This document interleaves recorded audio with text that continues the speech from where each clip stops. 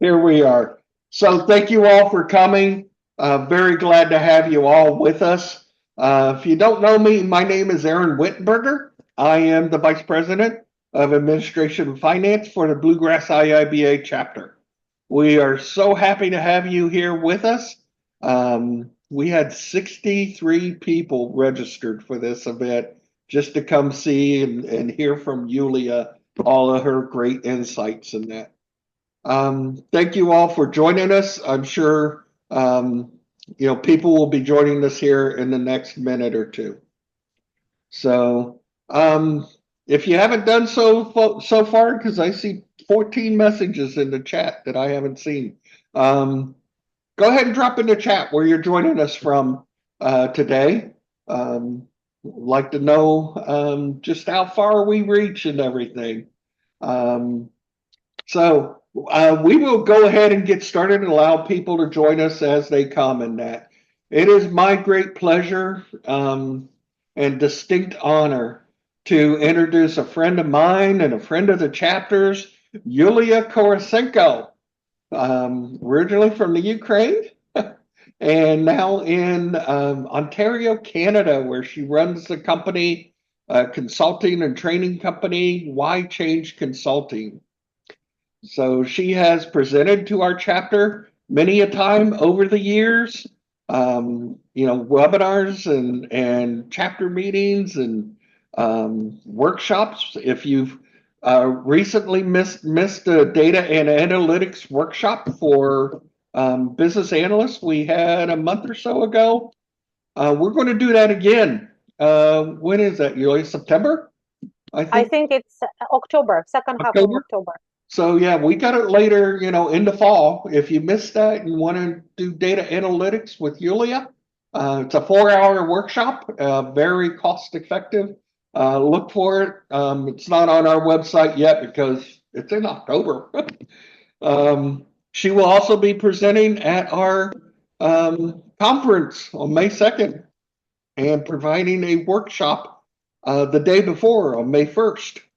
So, one of the frequent presenters for the Bluegrass IIBA chapter has great insights on many topics besides data analytics and artificial intelligence and your career as a business analyst, getting started and keeping it going. Her mentorship circles, she has a intermediate mentorship circle as well as an experienced mentorship circle where she just discuss topics, to the audience and that. It's just a weekly meetup with Yulia, and it's really fun and a great thing to be involved in.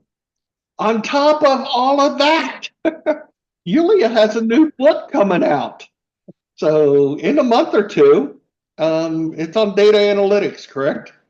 Yes, business analytics, foundations of business analytics. Yeah. So you know her as the author of Business Analysis, a mindset, a profession, and a mindset. So one of the staples of the business analysis profession. She has another one coming out here in a month or so on data analytics fundamentals. So with all of that, I think I've told them everything about you. Thank you so Great much. pleasure to introduce Yulia Kosarenko.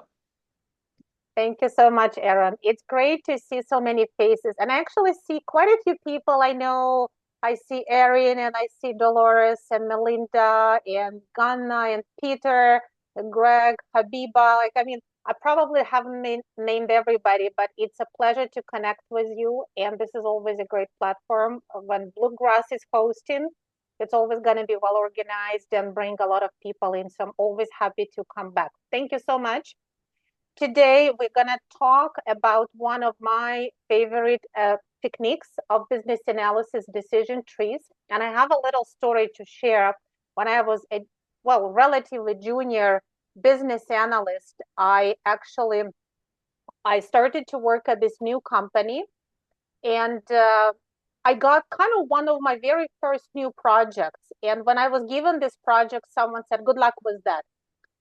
So I didn't know what they meant, but it turned out that it was a project with quite a complicated logic for reporting. So it was actually for clients in the States.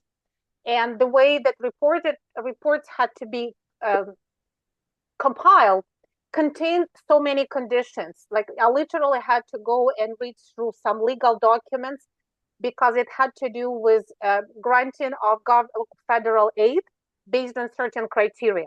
And criteria were very convoluted, as they always are. So when I tried to read it and figure out how do I actually extract requirements out of that report, I ended up creating a decision tree because I just learned it in a course. And then I gave this decision tree to a developer, and he looked at me and he's like, "Oh, like what is it?" I'm like, "It's a decision tree. Like, don't you like it?" And basically he said, "I've never had a business analyst give me a decision tree before." And he loved it because it made his job so easy. And he literally was just going to go through that and code the logic according to what was captured in decision tree.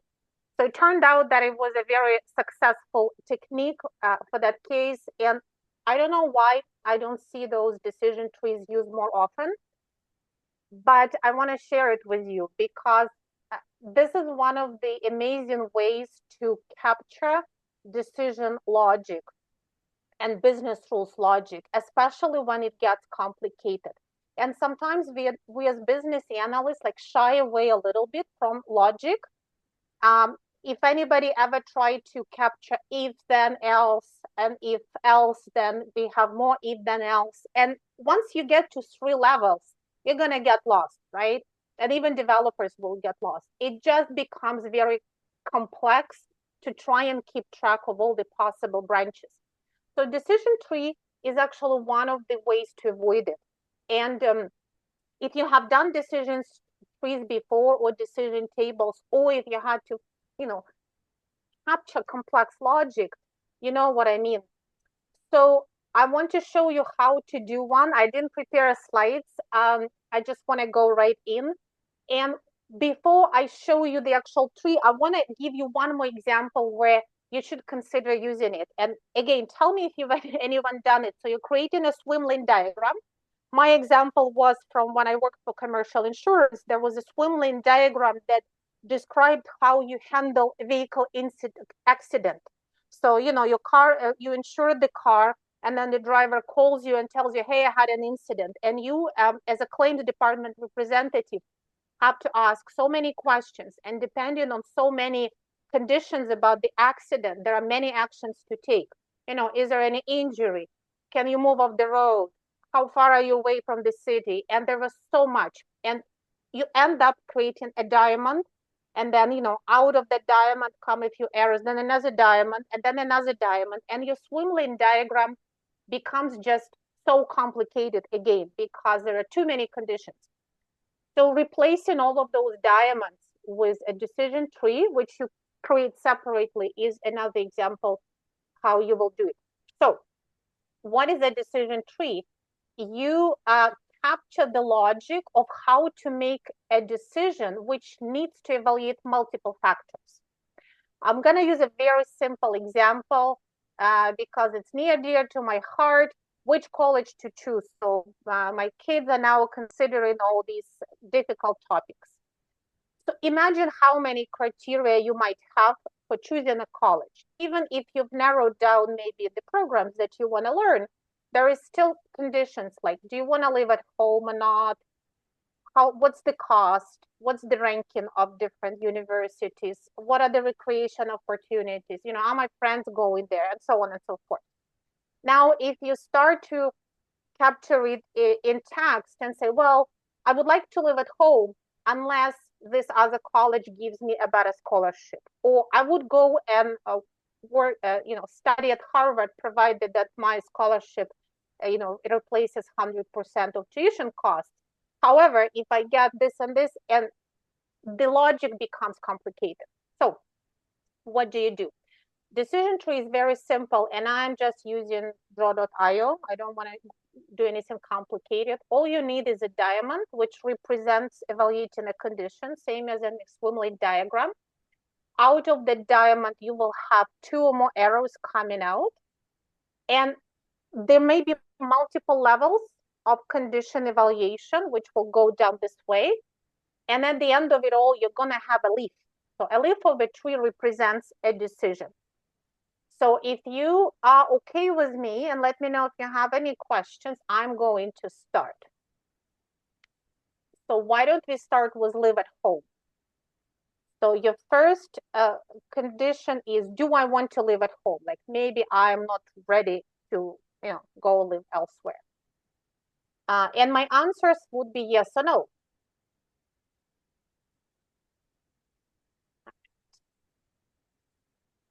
And of course, and all of you already know this as business analysts, your conditions need to be mutually exclusive, right? So if you have yes, no, I don't know, then if the third possibility is there, then maybe you want to add it. Let's just say that you are not sure. Maybe you're not ready to answer it yet because you'd rather evaluate other conditions first. So let's just say yes, no, not sure. These are your possible responses. And I'm just going to say not sure.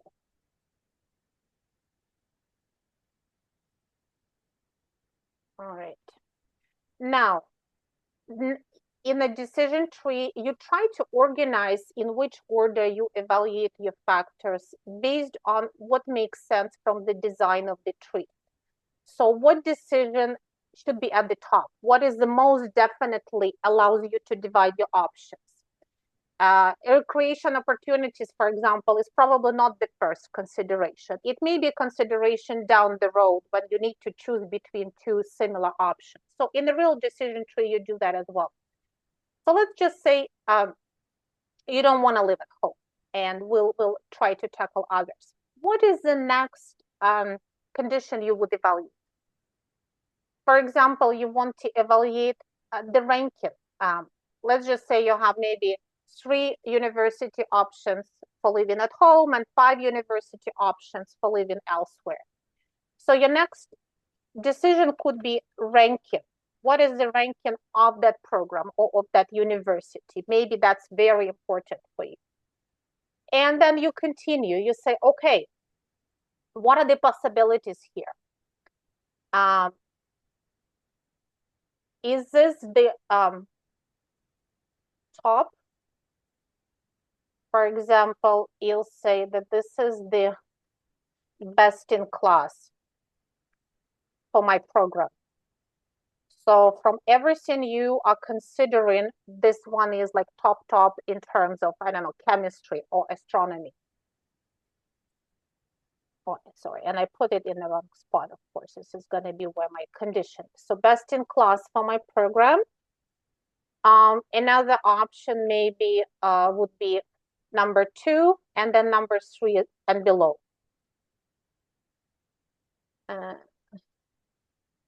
Second choice by ranking and third choice by ranking, and third or below. And of course, when you select your conditions, you try to make them mutually exclusive.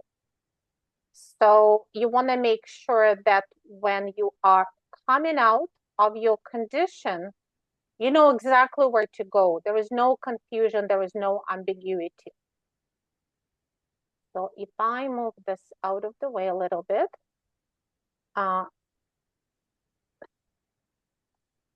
third or lower.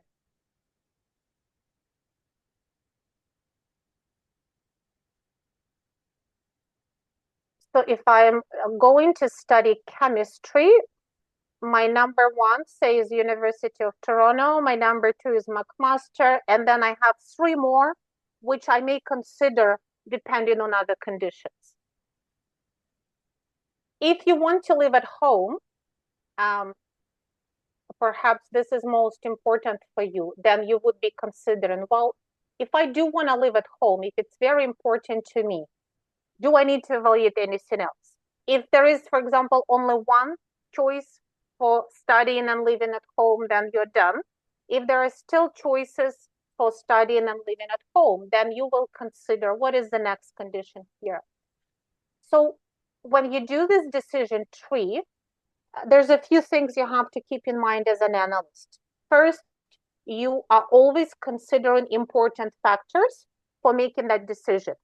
In real life, of course, that's where you go to, your business stakeholders, right? Because if, for example, it could be a business decision to calculate discount rate or to determine whether to qualify your customer, for, loyalty program, or it could be to determine whether you would grant loan or not, or calculate the interest rate for the loan depending on various conditions.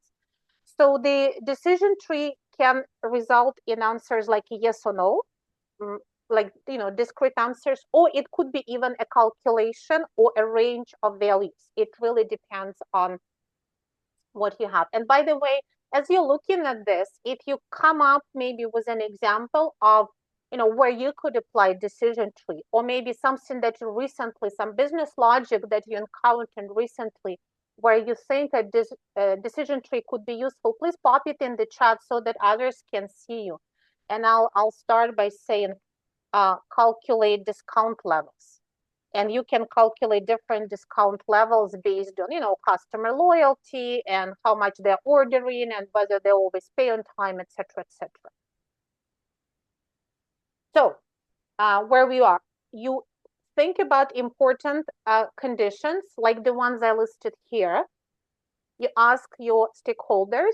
There are other options, right? There are other ways to determine these factors. For example, maybe there is existing, decision-making instructions. For example, there's a policy. Oftentimes we extract these decision trees from information captured in policies. And that's another illustration where you can bring value, because anybody ever read a policy recently, a policy document? And did you enjoy it, frankly? Like I recently read a policy about some accounting calculations and reconciliations, and it was a nightmare, right? Just trying to understand the paragraphs, long paragraphs, all the legalese, and provided that this is in place, you should do that unless this and this happens, but you only do it in the first quarter. If it's the last quarter of the year, you have to do something else.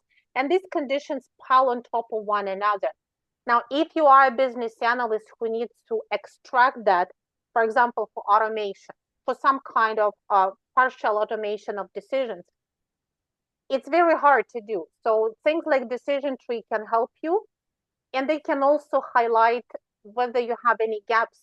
So say you start extracting this, and right now, if I were to be doing it with my daughter, for example, we may discover that she hasn't considered what are the provisions with which she would be happy living at home. What should happen? Maybe it should be completely free because she actually doesn't want to live at home. Same happens with your business rules, with policies. If you start to develop such a decision tree and you discover that there is an opportunity to go to another branch, but it's actually not clear from the policy, like what are you supposed to do? It may mean that you found a deficiency in policy, right? Because texts are pretty hard to analyze in terms of logic, right?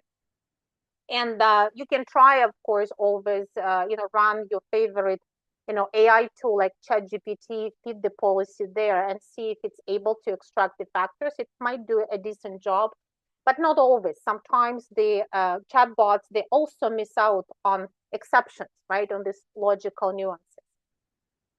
Okay, so we are proceeding. So live at home. If I want to live at home, again, what should I consider? Maybe recreation opportunities is no longer relevant because I already know where this location is. Is the ranking still relevant, or is it about the cost? Or is it about friends? Maybe if I want to live at home, I would choose one of these 3 universities where my friends go, right? So I'll say friends going. And then if my friend goes to one of these 2 universities and it doesn't really matter to me which one I choose, maybe that becomes my final decision. So one of your branches in decision tree can pretty short. And if your friend is going to one of these, your decision will be go with a friend, right? So that becomes a leaf of a decision tree, and that becomes your final decision. Now, if none of your friends are going to be local, if they're all leaving, what do you do then? Do you still have a reason, or are you going to then consider not living at home?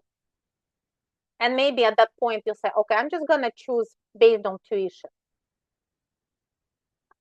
So I'll just say choose the lowest tuition. And that becomes my decision. Let me know if you have any questions so far based on what we are doing here.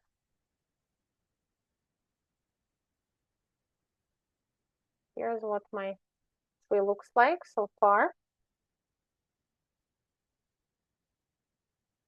So I have live at home. And then if yes, it depends on whether my friends are going. If no, if I don't want to live at home, then I consider the ranking. And then maybe if it's best in class, will I always go or will I sometimes not go? If it's best in class, what else might I consider? May I still consider the cost? For example, let's just say that if it's best in class, you really, really want to go there, but it still depends on the cost.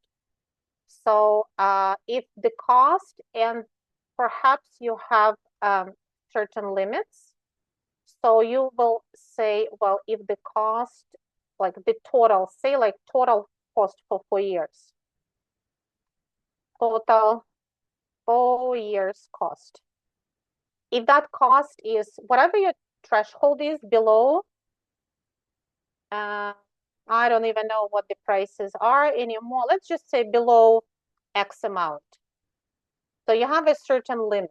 If the cost is below X and you think you can afford it, then that becomes your decision. Choose the, best in class. However, if it costs too much, what are you going to do then? And then you say, if I can't go to my first choice, what else is important to me then? And maybe at that point, it's just recreation opportunities. If I have to go to number 2 or 3, I'm just evaluating recreation opportunities. For example, one of the universities is on the ocean and I really like sailing, or another university is in the big city and I like to go to the opera. So as you go, I mean, in my case, maybe I'll do this decision tree with my daughter and I'll suggest, hey, why don't we try to do that and see if it helps you? You can do this on a whiteboard with your business stakeholder. And most business stakeholders understand flow charts. So it is, in a way, it is like a flow chart, right? It just goes through multiple conditions. So let's just say I'm based on the recreation opportunities, and then if there is an opportunity for skiing, maybe I'll go skiing. Otherwise, I'll go to the cheapest one.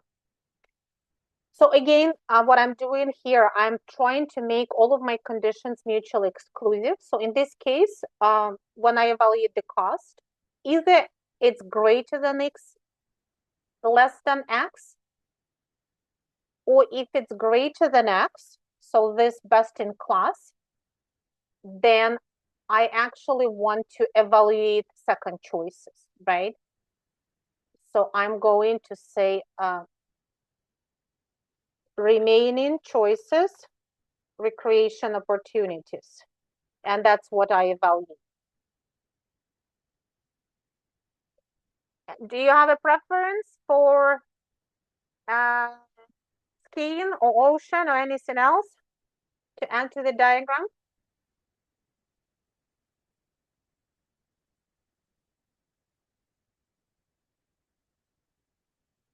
Any preferences?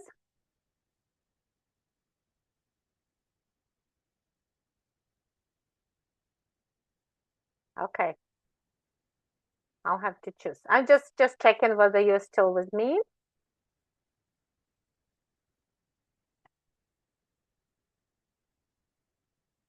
So let's just ski in town. Maybe, Denver or Vancouver, or Montreal. So if you really like skiing, you're going to say, yes, if there is a skiing town there, that's where I'm going to go. Choose the skiing town.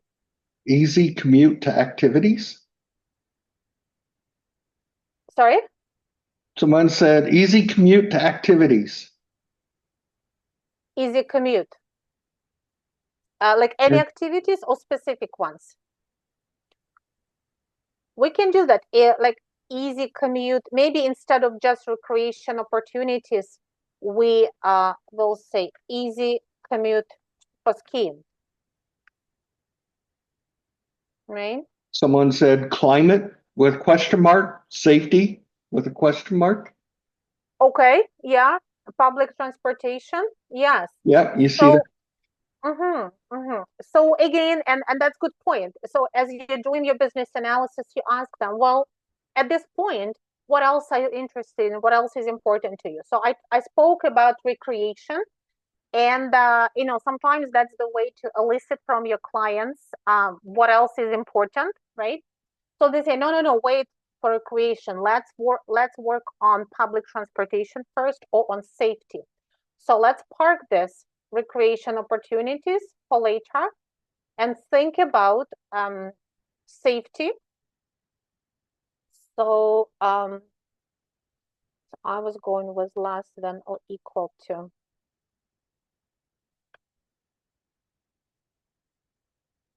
And let's just say, what do we want to do? Do we want to like consider climate in terms of how cold it is in winter, or what do you think?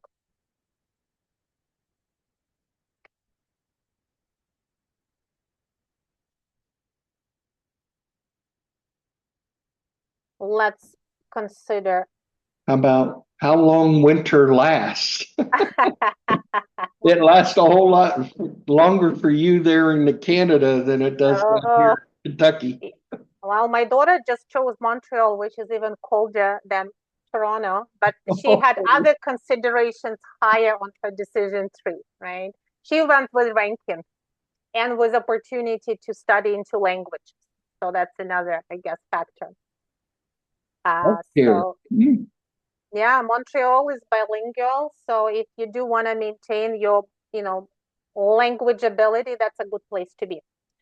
But we are going with winter duration. So if winter duration is, greater than 4 months, then you don't want to consider that, right?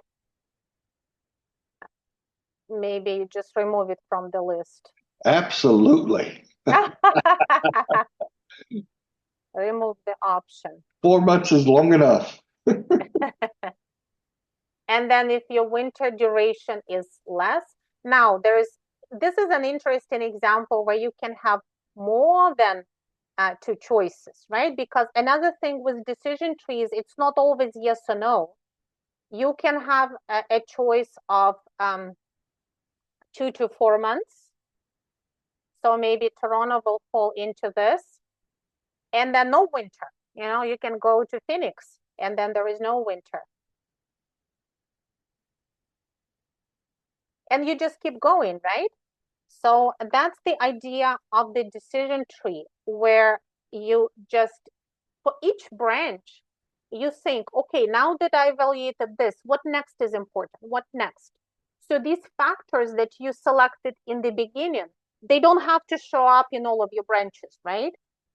One sequence is important here, another here. For example, if I were to illustrate how my daughter made her decision, well, she just went like this: bilingual, And if it's yes, that's what I choose. And if there's nothing bilingual, then you go and um, you know, work on other conditions. So when you do this in real life, I'm just gonna illustrate it, bilingual education.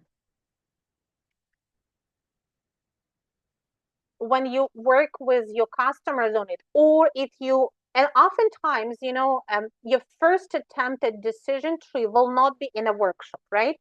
Because depending on who you work with, some people find it easy, some people find it hard to give you the right information until they see it. So what I found I sometimes would do is I would first use whatever documentation I have. So it could be policy, it could be like some kind of description, business rules. Sometimes it's even like, for example, HR information for new employees. So whatever it applies to, go through that document, and out of that document, highlight, literally, you can highlight what are the important factors that keep coming up, and put those highlighted factors somewhere on the side, and then try to build up this logic to interpret the document. So in my first project that I mentioned, this is what I did. I started to read this, literally federal regulations that were describing in which cases who gets how much funding and what is necessary to get the funding. And I was extracting that, your status, how long do you live here, what is your income, is your parent in military, there is this type of conditions. And then you can draft your first decision tree yourself, and then bring that draft even to the meeting. So what you can do is, for example, you can highlight, okay, here is what I understand are potential outcomes. Go with friends, choose lowest tuition, choose best in class, etc., etc. And you validate with your business stakeholders. Does it make sense? Are these all of the possible outcomes? And then you go through the factors. Say, what are the factors that will lead you to make this decision? What are the factors that lead you to make this decision? And you have to keep going until you exhaust all the possibilities. So you could have 4 or even 5 levels decision tree, depending on how complex the decision is. Sometimes it's like dichotomy, which means that there's always only 2 options. Sometimes you can have 3 or more options, depending on how you ask this question, right? Because if you think about it, this question, the answer to it may be just a categorical, like yes or no, or it could be black, white, and yellow, or it could be 1-year program, 2-year program, 3-year program, 4-year program. Depending on how many possibilities there are, you're going to have this many arrows. And then depending on the path, there may be different factors. So maybe, accessibility to campus that someone mentioned is only important if you are not living at home. If you're living at home, maybe you have a car or your parents drop you off. So stuff like that.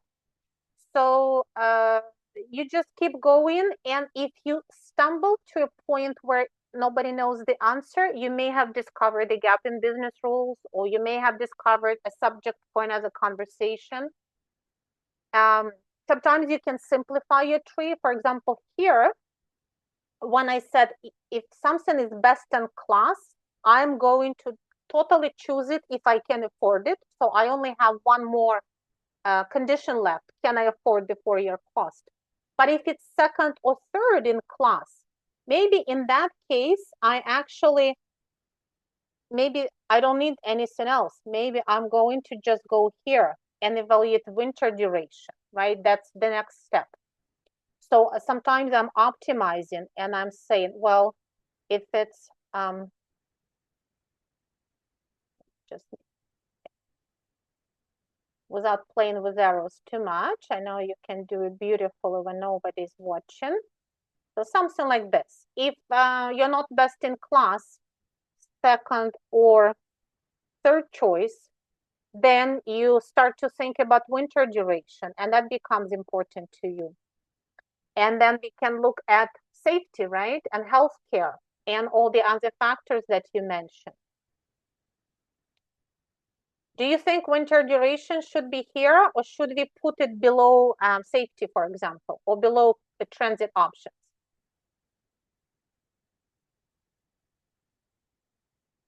What would you say?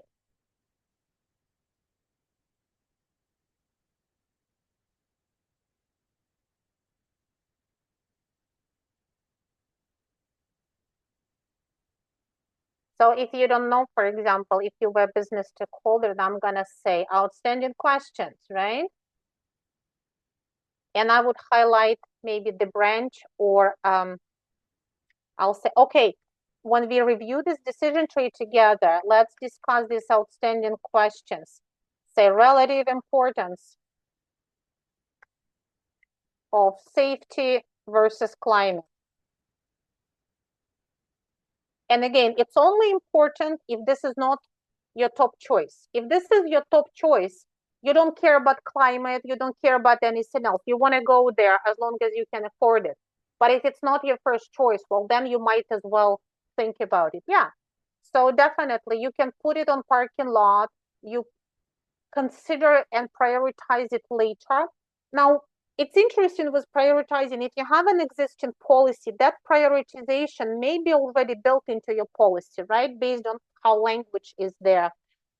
But you also may discover that as soon as you start to put it on decision tree, maybe there will be doubts. Is that actually the right way? Because policies are not perfect, and policies are updated by multiple people through the years, right? Or you could discover, for example, through analytics, and I'm not talking about selecting college anymore. For example, you are granting customers discounts based on various factors. Maybe you discover through analytics that you started to lose sales in a certain category of customers. Maybe you go back and think, should I rethink my logic? And it's so much easier to rethink your logic if you can visualize it like this, as a sequence of steps and evaluation. So that's really what I wanted to highlight today. So it makes it easier. It allows you to prioritize factors, again, visually. And if you want to, for example, you can even highlight, say, okay, this is my path to choose best in class. Maybe you color it a certain way, right? So that it's easy to see. And when you discuss, say, okay, let's look at this pink path. Here's how I choose this option versus here's how I choose another option. So there's so many things that you can literally do visually here that I really wish we could use it more.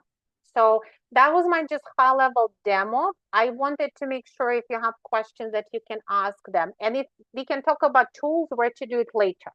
But let's see first if you have other comments.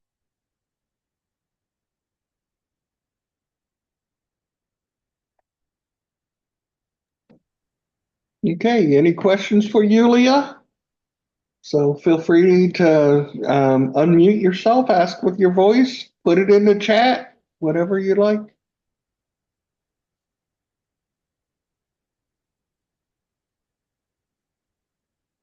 All good info. Mm-hmm. Denise, Is anybody wants to try?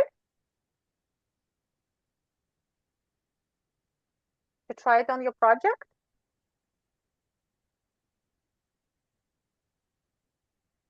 I see a hand.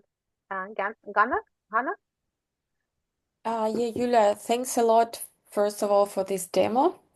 I have like a thought that is sort of bothering me in a way. So, for example, if I want to live at home and I say yes, friends go and no. But what if it makes me reconsider my previous decision? Yeah. If you could also say, in this case, if friends are not going, for example, then I'm going to consider the ranking. So that's another way. It really depends on what actually your logic is. You may say, if my friends are going, I don't care what's the ranking. I just want to be with my friends. But if my friends are not going, then I will look at the ranking. Then I'll go to the best one. So that definitely is exactly what you will ask your real stakeholders, right? So sometimes you will have a branch where if it's a yes, the branch is done, the decision is done. But if it's a no, then you need to evaluate other options. So you can have a tree which is not actually symmetrical. It will have different lengths, right? It may be balanced or disbalanced one way, like all of that is possible. Okay, thank you. Yeah, sure. That's a good question. How do you determine the right questions to ask? So yeah, so that's good. First of all, I mean, you need to research a little bit this subject, and I would say ideally you research what are the existing business rules, right? Sometimes things are obvious because they're documented. If they aren't obvious, then you can do in your discovery, say, well, just first of all, you can just do what you usually do with open-ended questions. You can say, tell me, for example, how would you normally decide which college to choose? Or how would you normally determine the discount? What are the main considerations? And then first of all you listen and maybe you put some sticky notes with considerations. And you know, when you are in your live meeting, you can just take your sticky notes and make them diamonds, so turn them this way and put your conditions on the sticky notes, put them just on the board somewhere. So that's how you discover factors. Now, what is most important, again, you may need to go through a few iterations. Sometimes your stakeholders will tell you for sure what is most important. For example, if the customer doesn't pay on time, they don't get the discount, period. You can get that out of the way, right? So the top conditions usually should be those that help you cut off as many branches as possible, because you want your tree to be as simple as you can, right? If you create too many branches and they loop around, then you may need to redesign it. So the other part of it is when you do the first version, it's not always the final. You may discover that you should rearrange it or reconfigure it, and then it becomes simpler. Yeah, so higher weighted questions definitely should be higher on if they allow you, to stop evaluating earlier.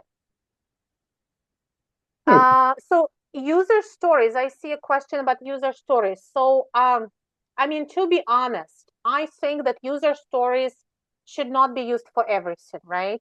And this may be one example where it's pretty hard to just replace this with a user story. Of course, you can say, okay, I have multiple user stories. For example, if I, as a potential student, I want to know where my friends are going so that I can choose. But it becomes a little awkward, and it's, as if you're trying to put a square peg in a round hole.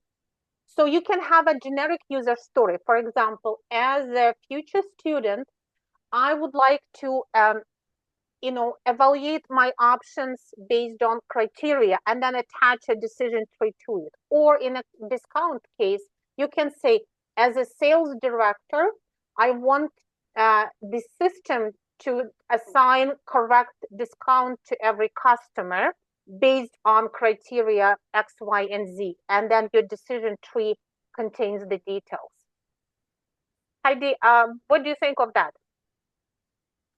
Well, I like to, so the question Aaron had was, what questions do you ask?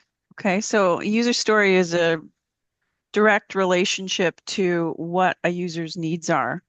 And so those needs reflect what the conditions are for what the student would like as part of their. So when I wanted to communicate this, it's basically a user story. You're asking your customer or your stakeholder what their needs are, and you can frame it as a user story, or you don't have to. I understand that you don't want to represent every user story in your decision tree because you're creating a decision tree, but the user story does lead to what the stakeholders' needs are, and those needs are conditions for what they're trying to decide on. That's my viewpoint. Yeah, I mean, if you think of decision tree as a supplement to a larger user story, I mean, that's one way to look at it. The other aspect of it is, I mean, for example, for you to do this evaluation, where are you going to get the answers from? do you have the answers to these conditions? So a user story could be related to for example, to determine what's the best choice or to recommend the best choice. We need to ask the customer how important it is to you to, that the winter is short, or how much money do you have? For example, to evaluate whether you can afford total for your cost, you literally have to know how much money they can afford to spend to determine whether this particular option is affordable or not. So a lot of it would depend on whether you have information for this decision tree, or you need to collect it, say by filling in a form, or having some kind of a dialogue with a chatbot. It depends on what are you going to do with the decision. Is there something that you kind of respond to the customer with an advice, or it's part of automation? Because often these decision trees support better process automation. For example, if I can retrieve all this data from database, from my systems, maybe my system can make an automated decision and move forward without intervention, right? So you can introduce more automation into your process. So like in that example with a car accident. So say there was a car accident and the person calls call center for claims and tell them, hey, I'm here in the middle of the road, I was just hit from the back, what do I do now, right?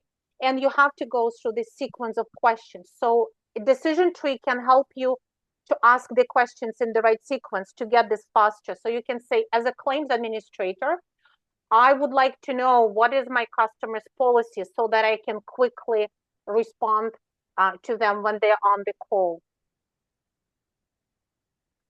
So of course, there's lots more to unpack here, right? Because you can apply it to so many scenarios.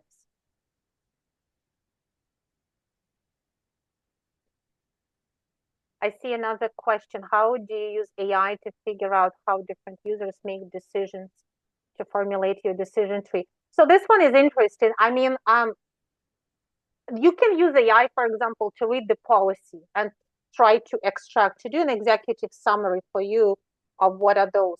Or if you have, survey results or records of your discussions with, with stakeholders, where they describe how they make these decisions, you can certainly use tools like chatbots to get you an executive summary.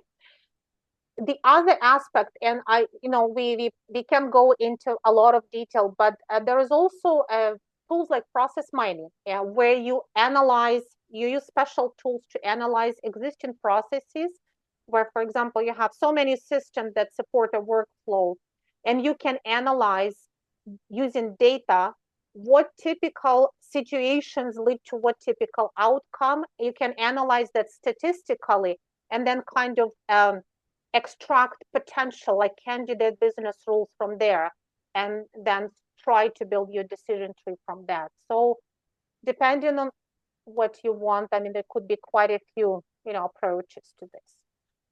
So I guess for today we want to kind of just see how you can visualize a sequence of rules, but what inputs you use really depends on what type of problem it is.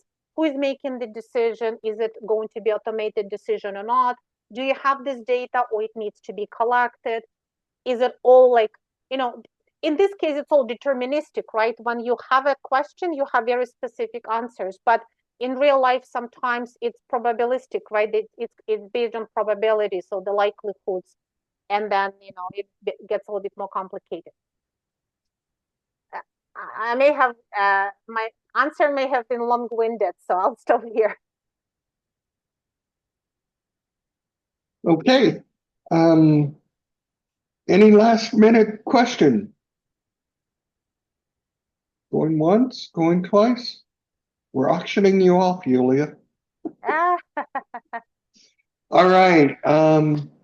Not seeing any. We're getting some thank yous in the chat there and that. Thank you, everybody, for being here. We hope you got a lot out of the insights shared today. Thank you very much again, Yulia, for being here and sharing those insights with us. So, yeah, always a pleasure. Thank you. It was fantastic. Thanks. You will get a follow-up email with a link to the recording tomorrow. Everybody have a great rest of your week. Happy Friday. Pre-weekend.